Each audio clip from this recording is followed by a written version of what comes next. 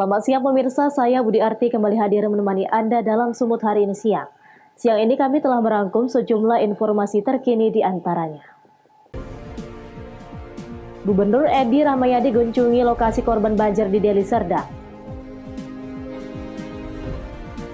BNNK Pematang Siantar gelar razia di tempat perjudian. Pemerintah Batubara bagikan Al-Sintan kepada kelompok tani. Selain cuplikan berita tadi, kami juga akan menghadirkan beragam informasi lainnya. Pemirsa, kita jelang Sumut hari ini siang selengkapnya.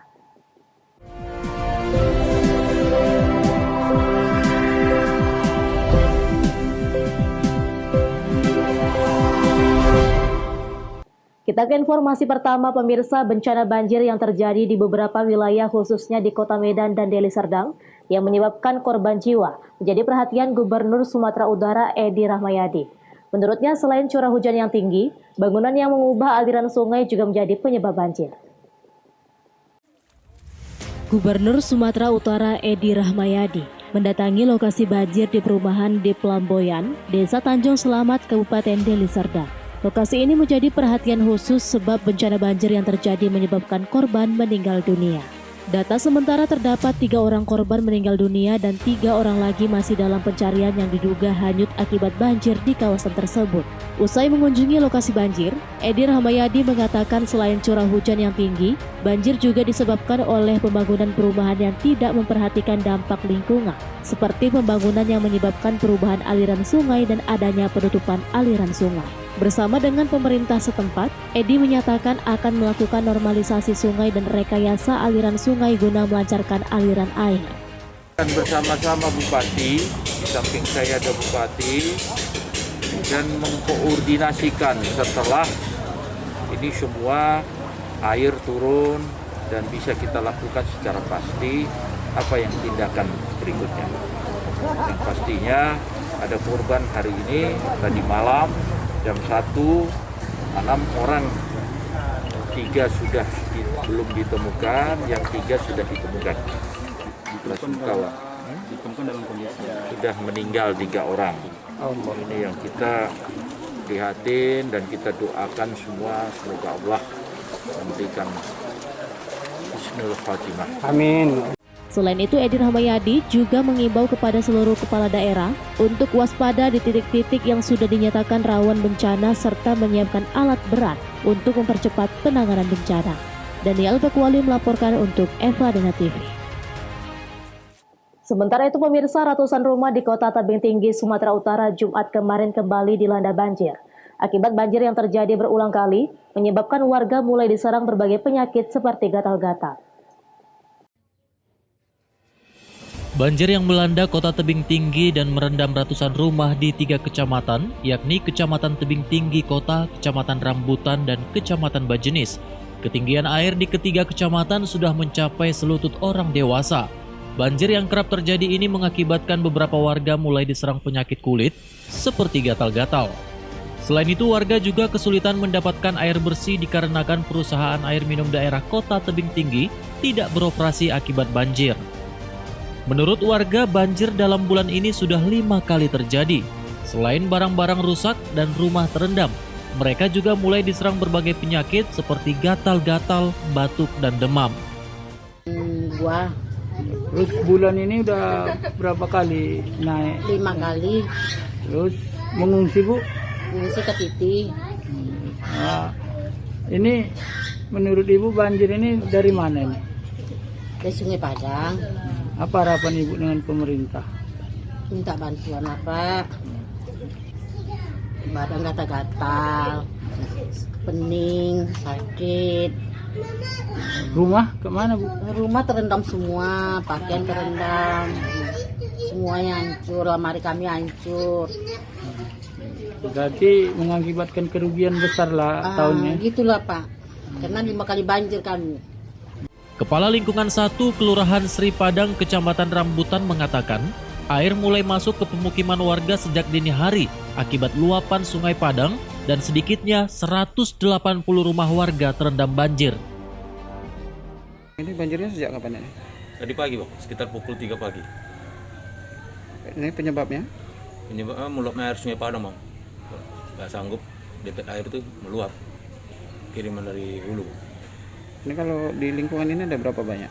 Kalau lingkungan di Jalan Trumangan ini, lingkungan 1, ada sekitar 180 rumah yang terendam. Ketinggian banjir berapa kira-kira?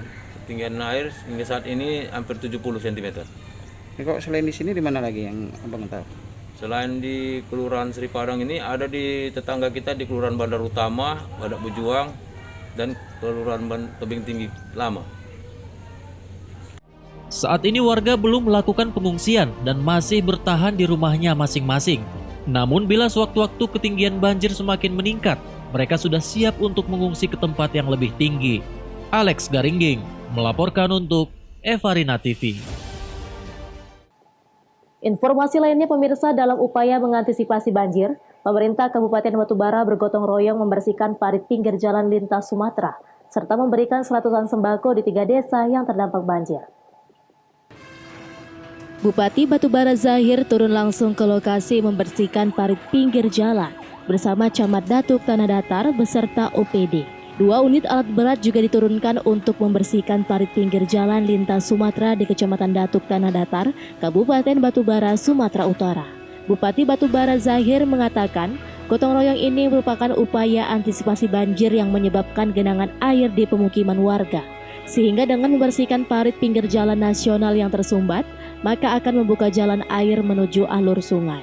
Di sela-sela kegiatan tersebut, Zahir yang merupakan sosok pemimpin familiar dan politisi PDI Perjuangan ini juga memberikan seratusan karung beras di 3 desa di Kecamatan Datuk Tanah Datar yang terdampak banjir, yakni Desa Sumbertani, Desa Karangbaru, Desa Bangunsari, dan Desa Binjai Baru.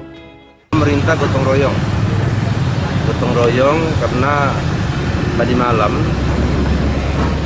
ini ada banjir yang melintasi jalan nasional. Kita melihat bahwa terjadinya banjir itu ternyata ada drainase yang berada di badan jalan nasional yang tersumbat. Tidak ada saluran tempat karena ada jalan kebun. Nah, itu kita akan jebol supaya air ini langsung turun ke sungai kita kembali. Makanya pemerintah prihatin atas kiriman air yang datang dari Simalungun dan Siantar akibat kondisi hujan yang di atas rata-rata. Beberapa rumah yang tadi malam banjir, ya kita prihatin atas itu, kita beri bantuan. Taufik melaporkan untuk Evarina TV. BNNK Pematang Siantar gelar razia di tempat perjudian. Beritanya akan hadir sesaat lagi.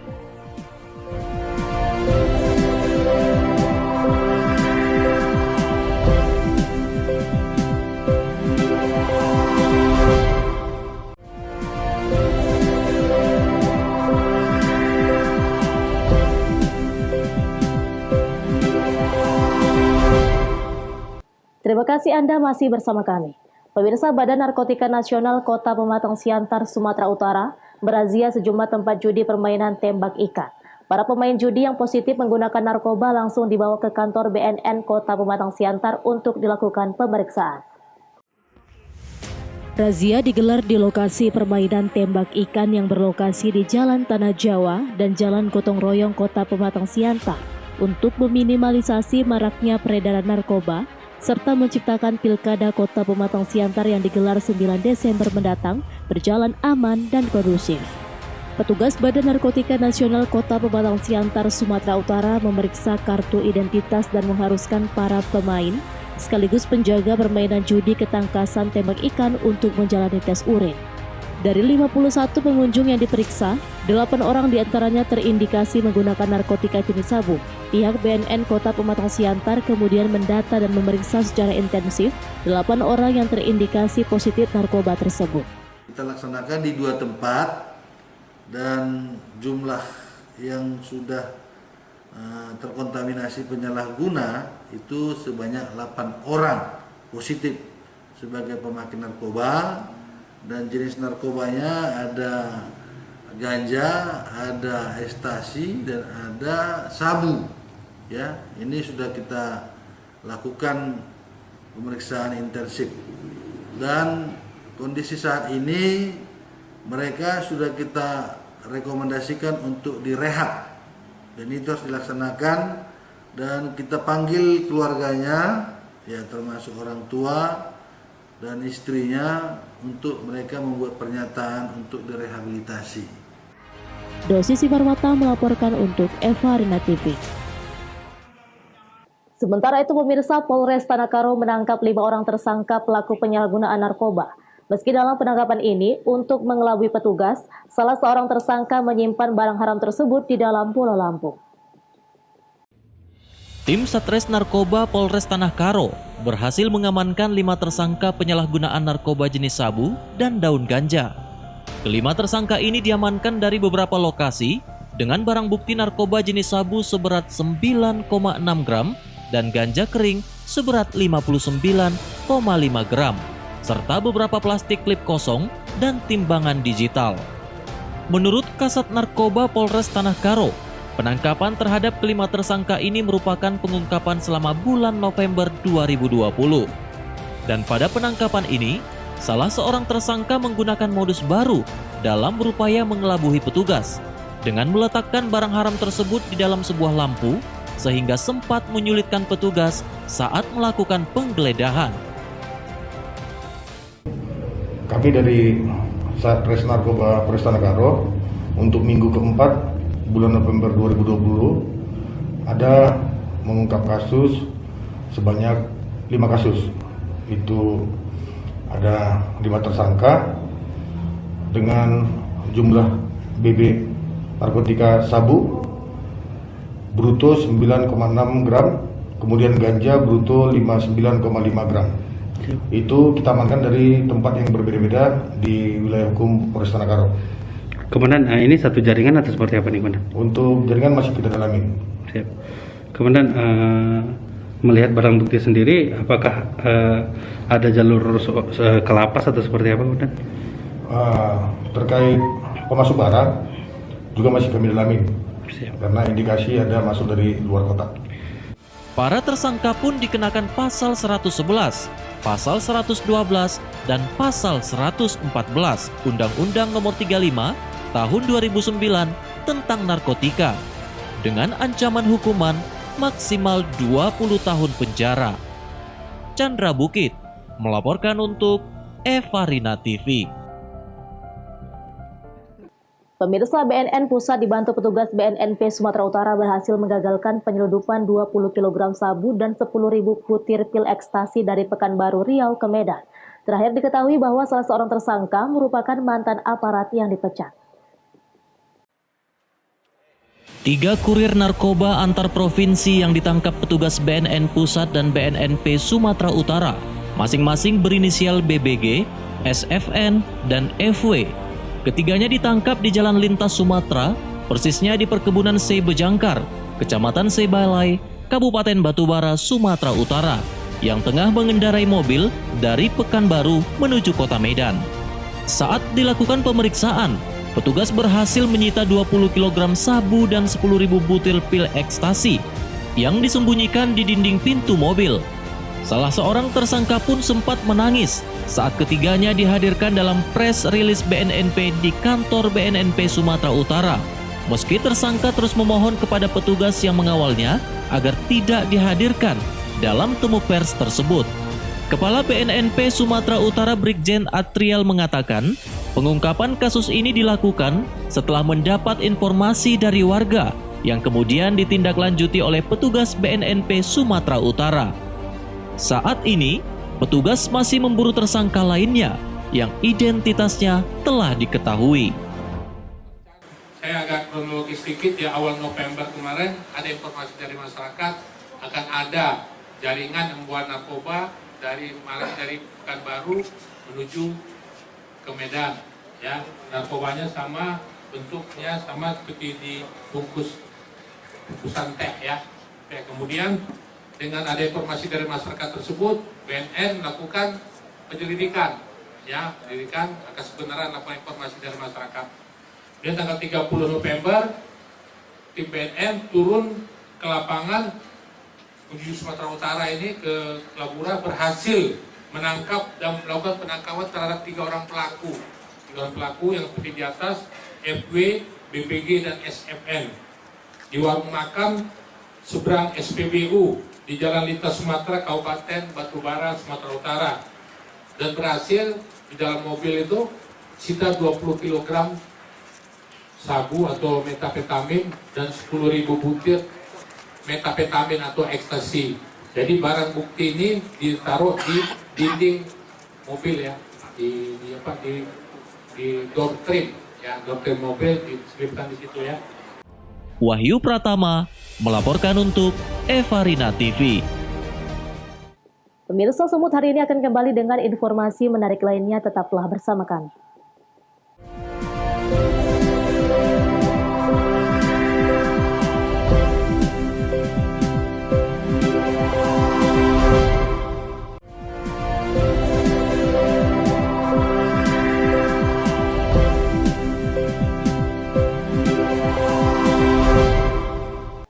Terima kasih Anda masih bersama kami.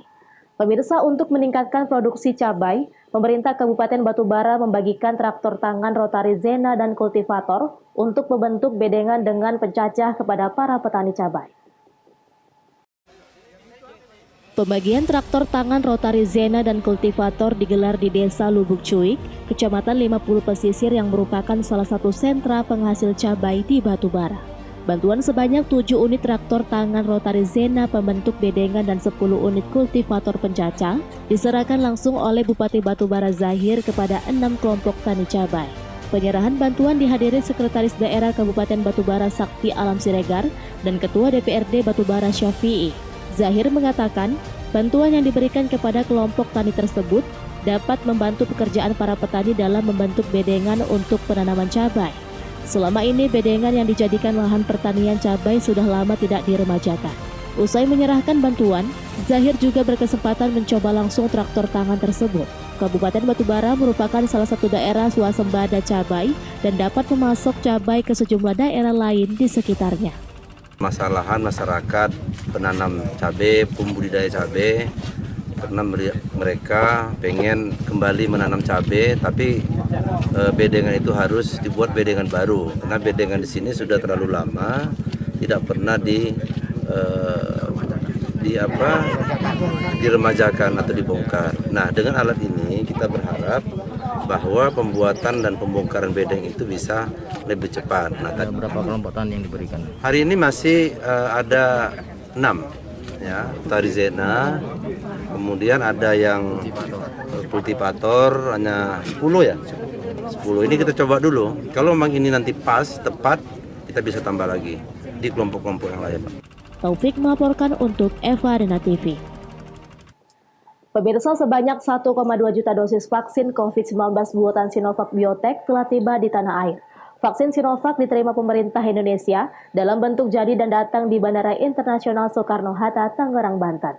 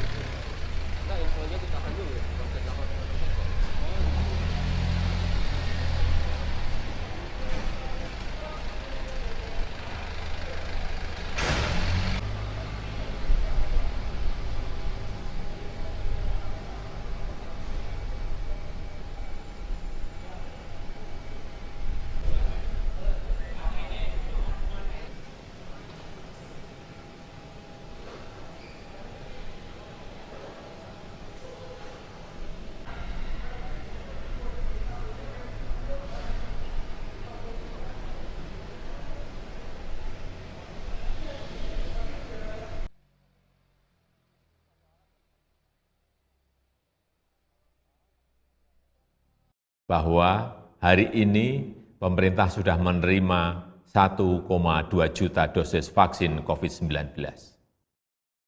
Vaksin ini buatan Sinovac yang kita uji secara klinis di Bandung sejak Agustus 2020 yang lalu. Tapi untuk memulai vaksinasi masih memerlukan tahapan-tahapan dari Badan Pengawas Obat dan Makanan BPOM. Dan perlu saya tegaskan, pertama, seluruh prosedur harus dilalui dengan baik dalam rangka menjamin kesehatan dan keselamatan masyarakat, serta efektivitas vaksin. Pertimbangan ilmiah, hasil uji klinis, ini akan menentukan kapan vaksinasi bisa dimulai. Kedua, sistem distribusi vaksin ke daerah. Ini adalah hal yang sangat penting. Dan juga peralatan pendukung, SDM, serta tata kelola vaksinasi. Kita tahu telah disiapkan sejak beberapa bulan yang lalu lewat simulasi-simulasi di beberapa provinsi, dan saya yakin setelah diputuskan vaksinasi dimulai, semua sudah dalam keadaan siap. Yang ketiga, karena tidak memungkinkan dilakukan vaksinasi secara serempak untuk semua penduduk, saya harap semua pihak untuk mengikuti pengumuman dan petunjuk-petunjuk dari petugas yang saat ini sudah menyiapkan vaksinasi.